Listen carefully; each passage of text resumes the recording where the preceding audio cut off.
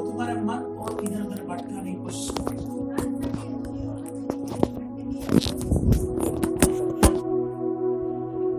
हाँ, आपका मन को परमेश्वर की ओर पूरी तरह से आना बहुत जरूरी है।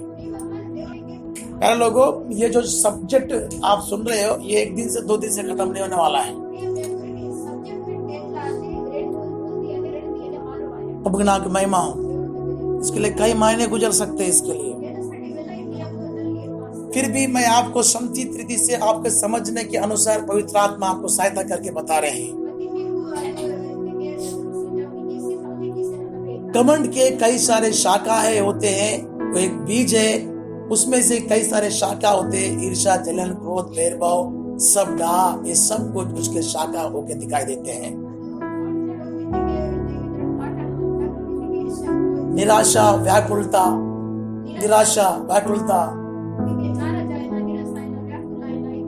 रूठा हुआ रहना, ये सब घमंड का एक बहुत बड़ा बीज है। ये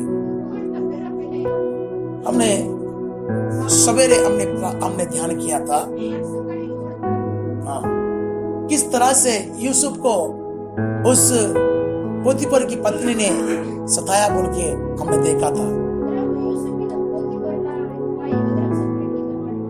उसने कोई भी ऐसा गुनाह नहीं किया था, उसके अलावा झूठा इल्जाम उस पर लगाकर उसको जेल खाने में भेज दिया।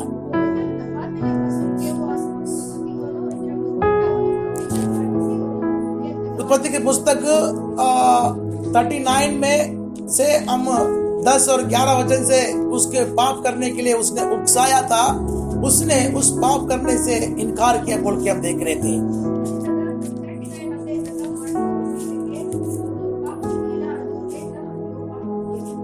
वहां पर उसने उसके साथ व्यभिचार करने के लिए मना कर दिया था। प्रभु के नाम की महिमा हो। 17 वचन में क्रोध और ईर्ष्या से, जलन से भर के वो क्या की है, उसको उसके पति को झूठ सब कुछ बताया। प्रभु के नाम की महिमा हो। और उसको जेल खाने में भेजने के लिए ये पोतीफर की पत्नी ने काम किया। प्यारे लोगों, एक अच्छे नीतिमान धर्मी के जीवन में ये समस्या, ये कष्ट, ये तकलीफें क्यों आते बोलने से, क्योंकि उन बातों से फिर कभी वो गुजरेगा नहीं। अब प्रभु के नाम की महिमा हो। शैतान का गिरा हुआ स्वर्गदूत का क्रोध और ईर्ष्या, जलन से भर के ये स्त्री उसको काल कोठरी में, जेल में भेज दिया। प्यार लोगों, कितने साल तक वहां पर वो आंसू बहाया होगा, थोड़ा सोच के देखो प्यार लोगों। 20 वचन पढ़ ली, 20 वचन।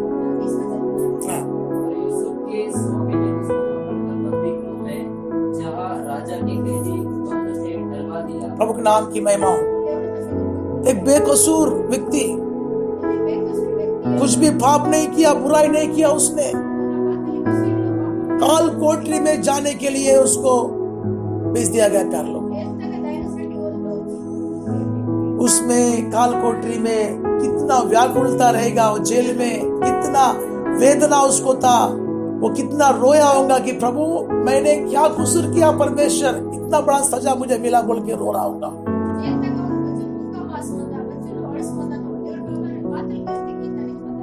ये शैतान का गिरा हुआ स्वर्गदूत का जो दुष्टता का स्वभाव है, ईर्ष्या और क्रोध से भरकर उसके जीवन में इतना बड़ा कष्ट को लेके आया। प्यार लोगों,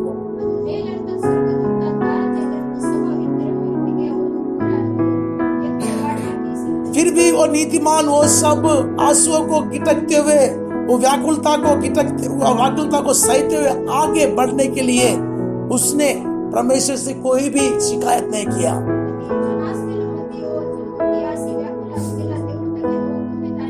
यदि हम रहने से मैंने कोई गलती नहीं किया, फिर भी मुझे फंसा रहे हैं, नाना प्रकार से मुझे बोल रहे हैं, बोल के अपने आप को हम धर्मी ठहराने के लिए बहुत सारे बातें बोलने के शुरू करेंगे।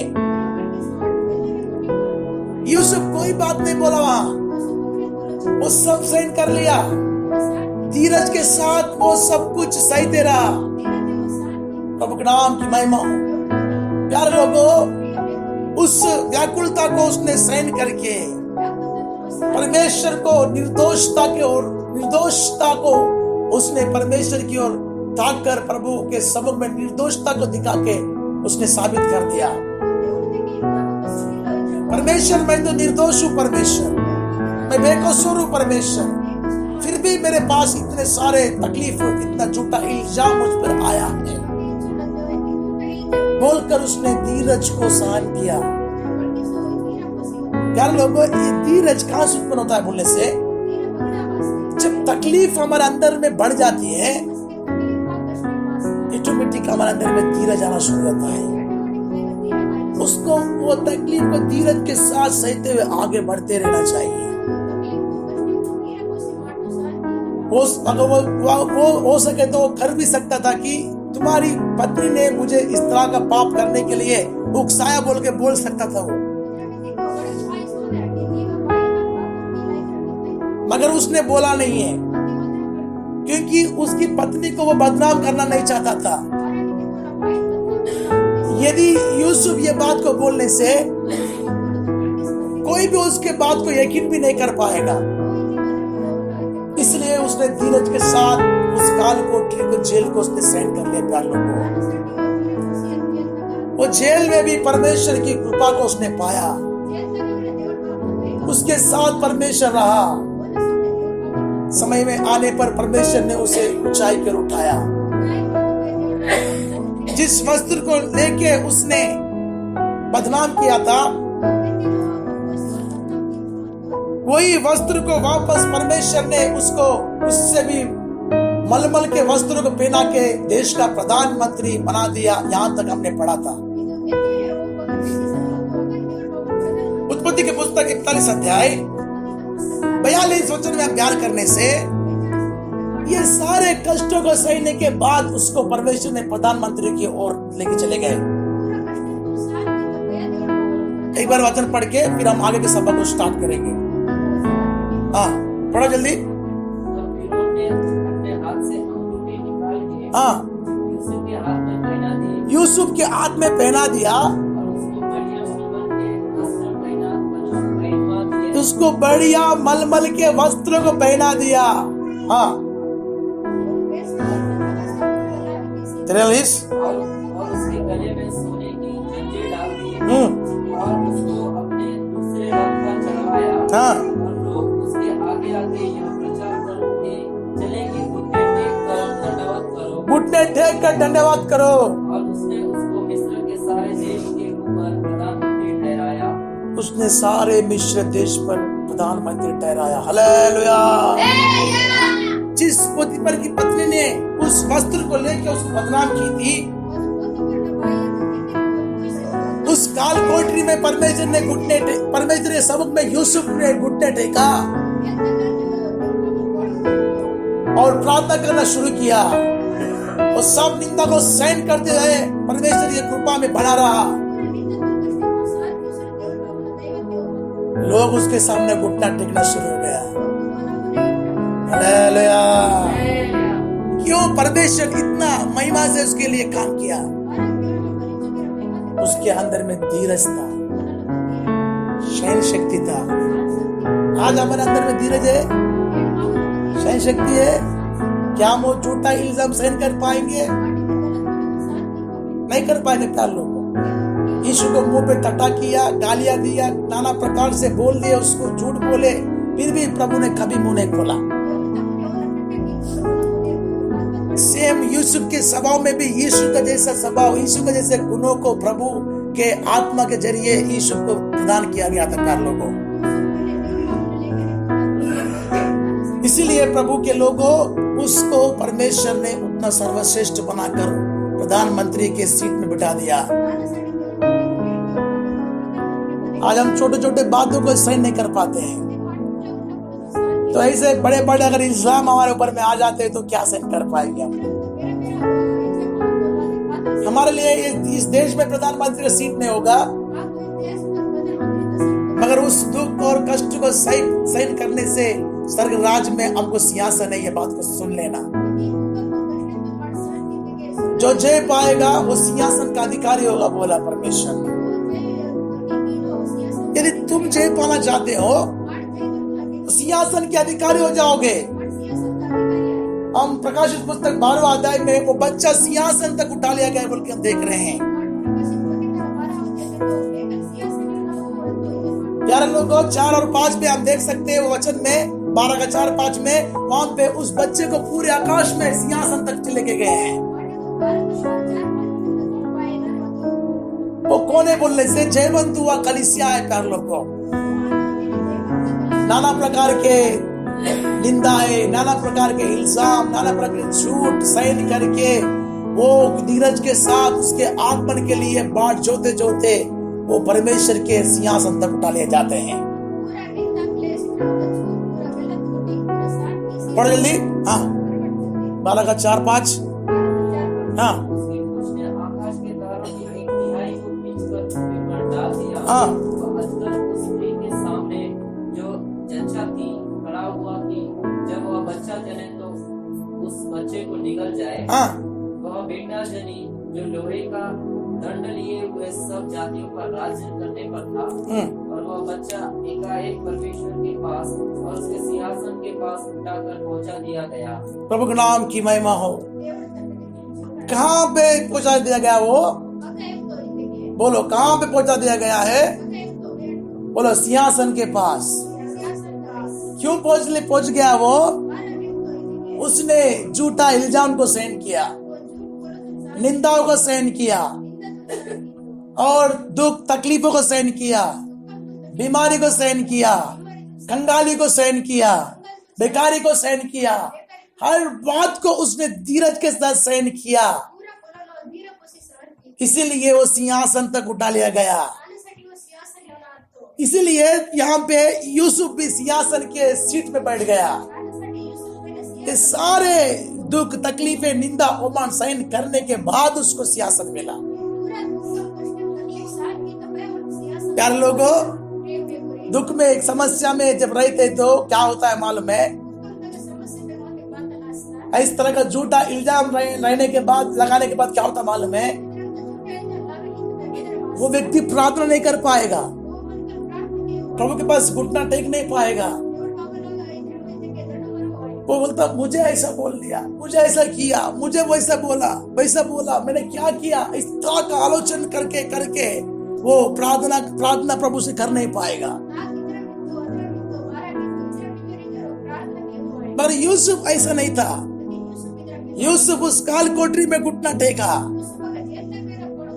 इसलिए लोग उसके चारों ओर उसके वो जब उसका रथ चल रहा था, उसका रथ जैसे जा रहा था, उसके सामने सब लोग घुटने टेक कर सब धन्यवाद करना शुरू हो गया।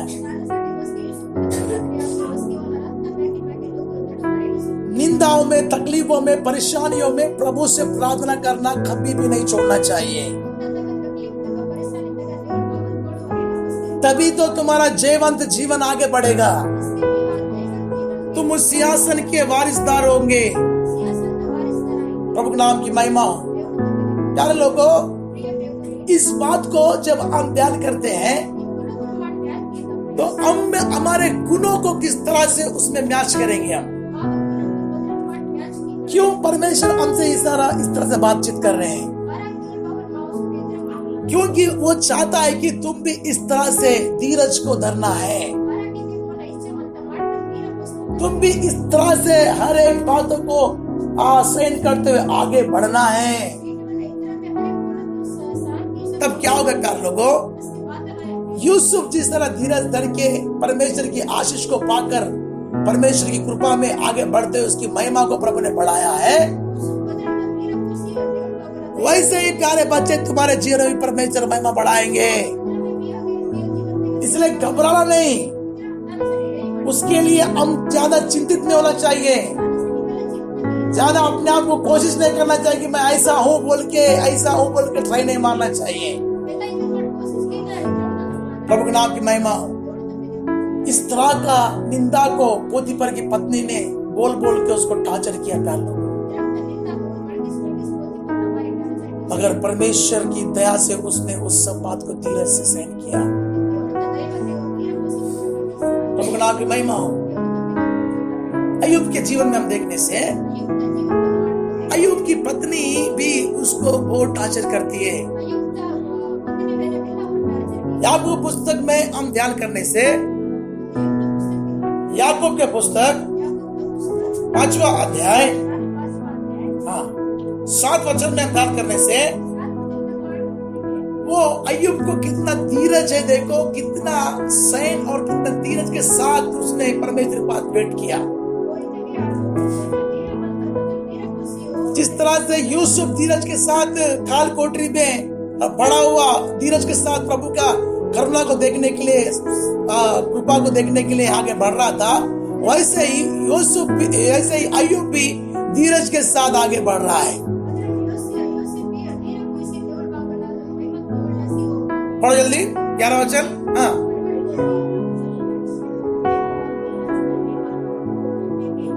देखो जो धीरज धरता है वो धन्य है। संजू पेगड़े पहले इधर देखना मेरे तरफ, रात भर सोना ही है। प्रभु नाम की महिमा हो। हाँ पढ़ो।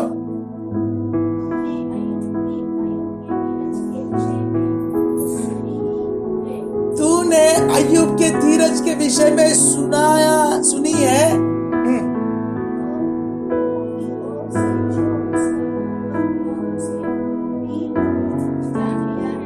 प्रभु की ओर से क्या प्रतिफल उसको मिला तुमने जान भी लिया। प्रभु के नाम की महिमा हो। अय्यूब कैसे धीरज धरा? सर से लेके पांवों तक कोड़ों से खुजली की बीमारी से वो ग्रसित हो गया था। रात दिन वो एक पत्थर को लेके ऐसा कुचला के उस सारे बातों को सहन करते रहा। प्रभु के नाम की महिमा हो। एक ही दिन में उसके सारे संपत्ति, उसके बच्चे खत्म हो जाते हैं। सोच के देखो प्यारे लोगों, एक ही दिन में अगर आपका बैंक बैलेंस समाप्त हो गया, आपके गाय बैल बकरी भी मर गए, बच्चे भी आपके मर चुके हैं, इस तरह के हालात में कैसा हमारा अंदर धीरज रहेगा? कितना हमारा मन व्याकुल हो जाएगा, कितना परमेश्वर को कितना हम ढूंढते रहेंगे। क्यों परमेश्वर इस तरह से मेरे जीवन में हुआ? क्या मेरे ही घर में ये सब होना है क्या? मेरे ही संपत्ति लुटना चाहिए क्या? मेरे बच्चे मरना चाहिए क्या? ऐसा बोल के हम बहुत कुड़कुड़ाएंगे प्यार लोगों। मगर अय्यूब अपने जीवन में कुड़कुड़ाहट नहीं किया, उस सारे बातों को धीरज के साथ सहन करते हुए आगे गया। जीवन भर में साथ देने वाली पत्नी भी क्या की मालूम है? वो भी आकर वो बोल रही है, अभी भी तू यीशु को ही मतलब अभी भी तू परमेश्वर बोलते रहेगा क्या? इतना सब कुछ होने के बाद भी तू परमेश्वर को छोड़ रहा क्यों नहीं? मुंह पे निंदा करके छोड़ दे बोल के वो भी आकर उसको परेशान कर रही है। देखो अय्यूब की पत्नी क्यों परेशान कर रही है मालूम है? उसकी पत्नी का सुख चैन चले गया, लग्जरी लाइफ था उसको। उस देश में बड़ा धनी की पत्नी है वो, हर दिन सुखदायक जीवन को जीने वाली थी वो। एक दिन में अरे बाबू चलो जितना शैतान डिस्टर्ब करते रहेंगे बोल के बताया ना पहले में। प्रभु के नाम की महिमा हो। वो इतना लग्जरी जीवन जी रही थी, अभी एक ही दिन में पूरा समाप्त हो गया। पॉकेट में मनी नहीं है, खाने के लिए रोटी नहीं है, पहनने के लिए कपड़ा भी नहीं है। सब कुछ एक ही दिन में, एक ही रात में पूरी तरह समाप्त हो गया। इतना बड़ा भयंकर अवस्था उसके जीवन में आने पर भी अय्यूब अपने मुंह से कभी भी दोष नहीं दिया परमेश्वर पे। आज हम क्या करते हैं मालूम है? दोष लगाते रहते हैं, बुरा भला करते रहते हैं। क्यों लगाते हैं मालूम है? क्योंकि हमको धीरज नहीं है। धीरज रहने से हम अय्यूब के समान क्या करेंगे? जो भी आप पर बीता होगा उसको सहन करते हुए, धीरज धरते हुए आगे बढ़ते रहेंगे। मैंने कितना प्रभु के लिए किया, उसका क्या फल मिला मुझे। आज मुझको ही इस प्रकार के बातों को सुनना पड़ रहा है। ऐसा बोल बोल के अय्यूब बोल सकता था, मैंने दान धर्म किया, दशमांश को दिया, सब कुछ किया, सब कुछ मैंने उसके लिए लुटाया, फिर क्यों मेरे परिवार में इस तरह का तबाही आया बोल के अय्यूब बोल सकता था। मगर वो कुछ भी बोला नहीं प्यार लोगों, वो चुपचाप रहा प्यार लोगों, सहन के साथ रहा। प्रभु नाम की महिमा हो। देखो अभी अय्यूब को देखकर वो स्त्री क्या बोल रही है। 2:9 पढ़ो। उसकी स्त्री उससे कहने लगी, तू अभी भी क्या परमेश्वर की खराई में, सच्चाई में बना है? परमेश्वर की निंदा कर, चाहे मर जाए तो मर जा। अय्यूब क्या बोल रहा देखा भी? उसने उससे कहा, तू एक मूढ़ स्त्री है। मूढ़ स्त्री के सीख बात करती है।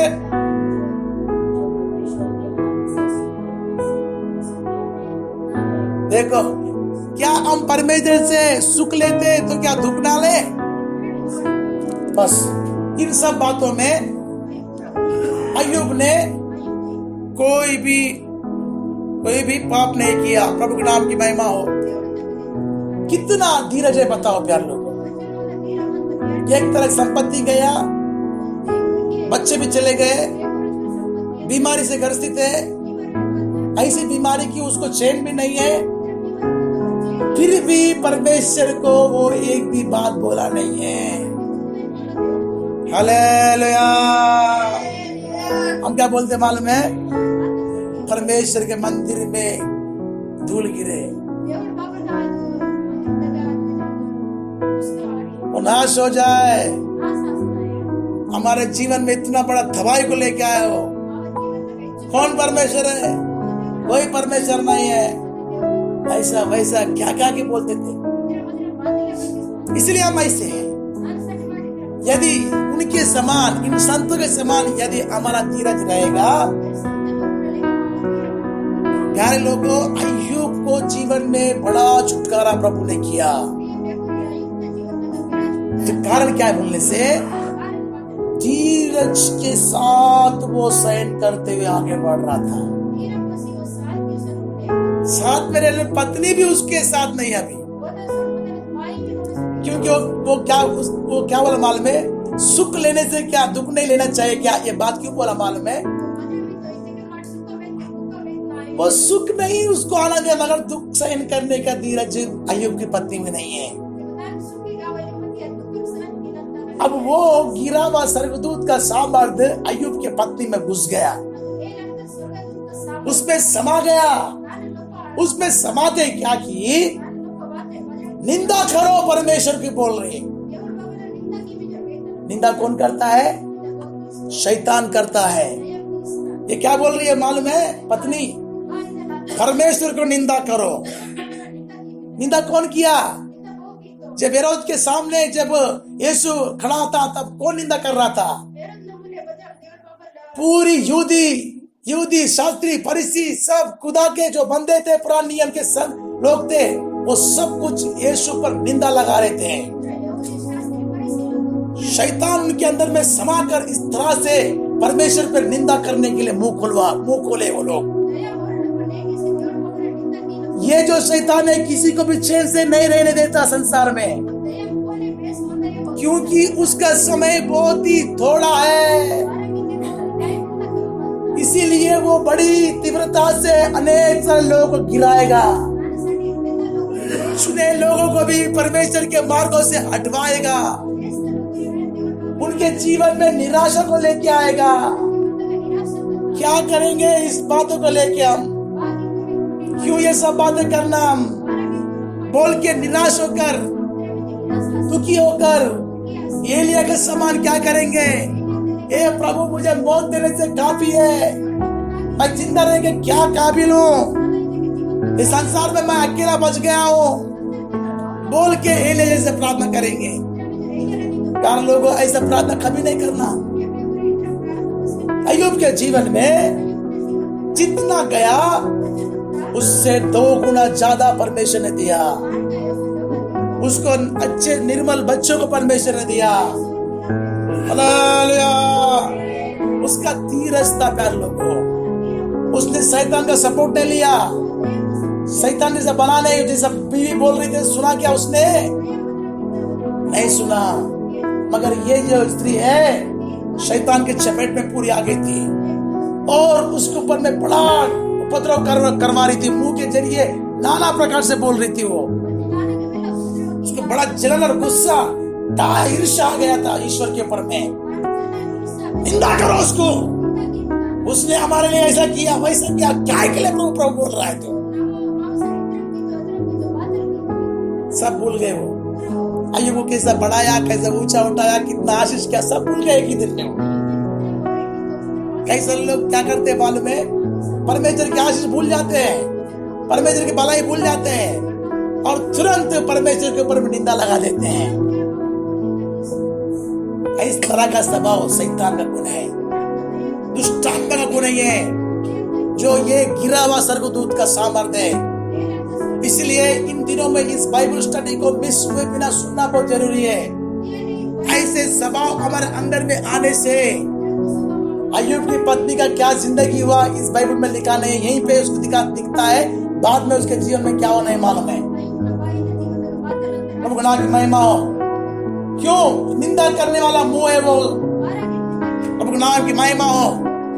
प्यारे लोगों, सर्वशक्तिमान परमेश्वर जो हमारे बीच में हमसे बातचीत कर रहे हैं। अय्यूब की पत्नी इतना सारा बोलने के बाद भी एक बार भी उसका मन को प्रभु के ओर से हटाया नहीं उसने। यह है धीरज, यह है धीरज जो परमेश्वर की अनुग्रह को पाने का। वही धीरज क्या हुआ? उसके शरीर के बीमारी से मुक्त कर दिया। यही धीरज उसने उसके क्या किया? उसको 2 गुना आशीष का कारण बना दिया। आज हमारे अंदर धीरज है तो तुम भी आशीष के वारिसदार होंगे। हालेलुया। मेरे को धीरज चाहिए बोलने वाला हाथ उठाओ। धीरज चाहने वाला हाथ उठाओ। वचन के अनुसार सब कुछ आएगा तुम्हारे ऊपर में। तब तुम धीरज के साथ परमेश्वर के सम्मुख को अनुभव करते आगे बढ़ना चाहिए, ना कि अय्यूब की पत्नी के समान मुंह खोलना चाहिए। पोतीफर की पत्नी एक तरह का, अय्यूब की पत्नी एक तरह का। ये सब शैतान के चपेट में आने वाले लोग हैं। प्यारे लोगों, हमारे जीवन में परमेश्वर क्यों इस प्रकार के मार्गों से गुजारता है? ताकि हम फरके जाए। क्योंकि अपन प्रकाशित पुस्तक में हम ध्यान करने से 2 अध्याय में हमको फरकने के लिए वो क्या करेगा? ये सारे दुखों को हमारे ऊपर में लेके आएगा। प्रभु के नाम की महिमा हो। पढ़ो प्रकाशित पुस्तक 2 अध्याय 9 वचन। शैतान हमको परखने के लिए 10 वचन। हाँ पढ़ो। जो दुख तुझे झेलने होंगे उनसे मत डर। देखो देखा, हमको जेल खाने में डालने पर है शैतान, मतलब नरक के अताकुट में ले जाने के लिए तैयार है वो। हाँ, ताकि तुम फर के जाओ। तुमको 10 दिन तक क्लेश उठाना होगा। प्राण देने तक विश्वास ही रहे, मैं तुझे जीवन का मुकुट दूंगा। प्रभु नाम की महिमा हो। किस लिए ये दुख आपको झेलना पड़ रहे हैं? शैतान से हमारी क्या हो रहा है? परीक्षा हो रही है। वो हमारा परीक्षा लेगा। यदि उस परीक्षा में यदि हम गिर जाते हैं, अब वो दुख हमको सहन नहीं होगा, वो कष्ट नहीं सहन होता, वो निंदा नहीं सहन होगा, वो सब छोड़ दे। बोले अब मेरा जिंदगी में जीऊंगा, वो प्रभु ने चाहिए, ये दुख नहीं चाहिए, ये कष्ट नहीं चाहिए, जैसे मेरे को जीना वैसे मैं जीऊंगा बोल के जब वो पलकेगा, उसके चपेट में अगर हम आ गए, समझ ले,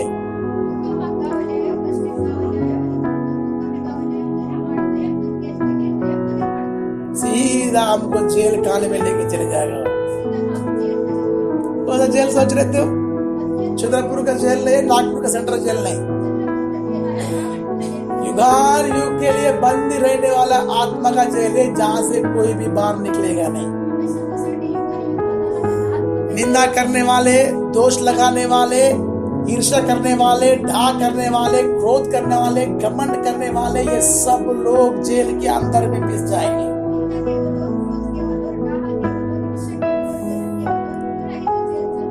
ये स्वभाव से मुक्ति होने के लिए ही प्रभु ये वचन को आपको सिखा रहे हैं। इसलिए वो घमंड का वो बीज को क्या करना चाहे, हम पूरी तरह से नाबूद कर देना चाहिए। जिसके शाखा है ये पोतीफर की पत्नी के अंदर में कौन सी शाखा थी? झूठा इल्जाम लगाकर फंसाने का, इल्जाम लगा के फंसाने का शाखा थी उसके अंदर में।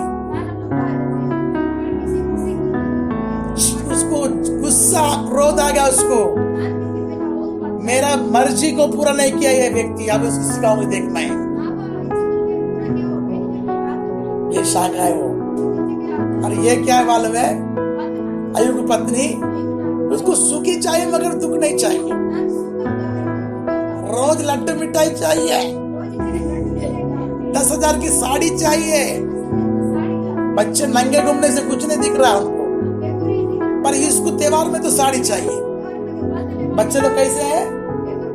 नंगे घूम रहे हैं, मगर ये तो कैसे करेंगे? 2,000 का साड़ी तो लेके घूमेंगे, बाप कोट डालेगा 10,000 का। बच्चे कैसे रहेंगे? कैसे रहेंगे बच्चे? हाँ, बच्चे फटे फुटे कपड़े में रहेंगे। ये अय्यूब की पत्नी का सोच है।